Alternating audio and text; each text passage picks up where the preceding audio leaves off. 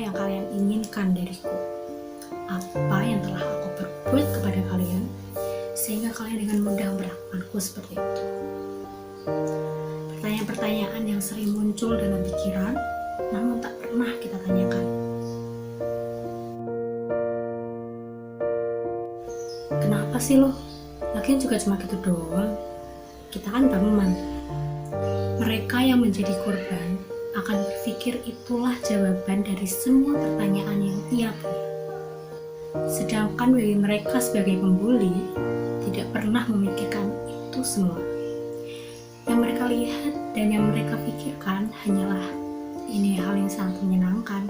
Berawal dari bercandaan yang berlebihan hingga terlalu patuh kepada seseorang. Ini cuma main-main kok, gak serius, tenang aja. Tetapi siapa sangka saat hal baru mulai dilakukan, itu akan menjadi sebuah kebiasaan. Tidak melihat siapa mereka, tidak melihat berapa umur mereka. Kakak kelas, adik kelas, bahkan teman sekelasnya pun sendiri. Seorang pembuli atau mereka yang menjadi pembuli mungkin dengan akan sangat mudahnya melupakan apa yang telah mereka perbuat kepada para korban yang lain. Sedangkan korbannya akan selalu membekas dalam ingatannya setiap detik, setiap menit perbuatan yang telah mereka lakukan kepadanya. Bahkan dengan jelas mereka bisa mengingat apa yang membuat dirinya menjadi sangat sakit, tertekan, terpukul. Hal itu akan teringat sangat jelas meskipun kita menolaknya. Menunduk, diam, dan menangis. Itu hanyalah hal-hal yang bisa dilakukan para korban ketika mereka melakukan aksinya. Hal terpenting yang harus kita ketahui ketika kita berada dalam posisi seperti ini,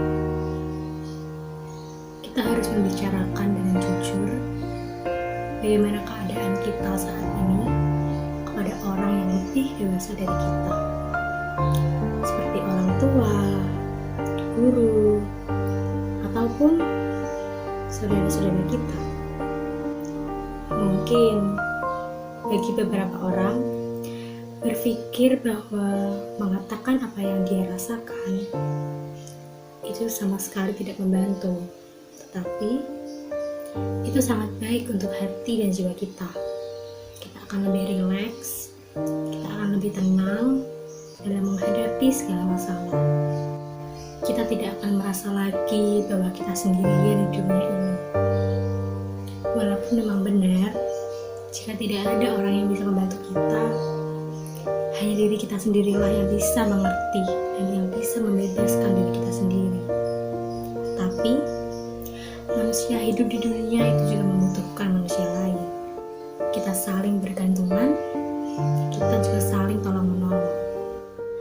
Manusia diciptakan oleh Tuhan, memiliki kelebihan dan kekurangan. Mereka yang membulimu hanya iri kepadamu. Kenapa? Karena apa yang kamu punya tidak dimiliki oleh mereka. Itu sebabnya mereka menganggapmu sebagai rival yang harus mereka lawan. Sudah, cukup sampai di sini saja. Jangan terlalu jauh. Menjadi korban dalam sebuah perundungan itu bukan kesalahan kita. Jadi, jangan sekali-kali menyalahkan diri sendiri. Mencoba memahami diri kita sendiri, menyayangi diri kita sendiri, dan mengenal diri kita sendiri.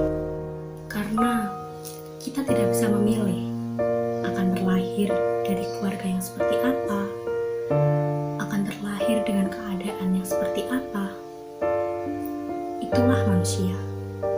Yang bisa kita lakukan hanyalah bersyukur dan menjalani hidup dengan lebih baik. Ayo, angkat kepalamu. Jangan kau biarkan kepalamu menunduk. Berjalan seperti orang-orang di sekelilingmu. Tidak ada yang salah dengan dirimu. Jangan diam saja, tapi jangan juga dilawan. Lalu bagaimana? Abaikan. Jangan Jangan sekali-kali kita melakukan atau kita melawan hal yang sama mereka lakukan kepada kita. Karena percayalah, itu hanya akan memperburuk keadaan. Mengabaikan bukan berarti kita lemah, juga bukan berarti kita kalah. Justru itu membuktikan bahwa kita jauh lebih dewasa daripada mereka.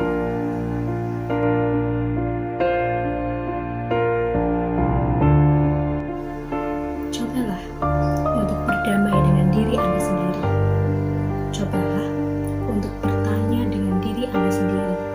Apa yang sebenarnya Anda inginkan? Apa yang sebenarnya Anda rasakan? Dan apa permasalahannya? Apakah pantas memperlakukan orang lain yang tidak ada sangkut pautnya dengan permasalahan kalian? Kita sama-sama manusia, sama-sama memiliki hati nurani. Kita juga harus sama-sama saling menghargai satu sama lain, karena sejatinya manusia adalah orang yang sangat bergantung dengan satu sama lain.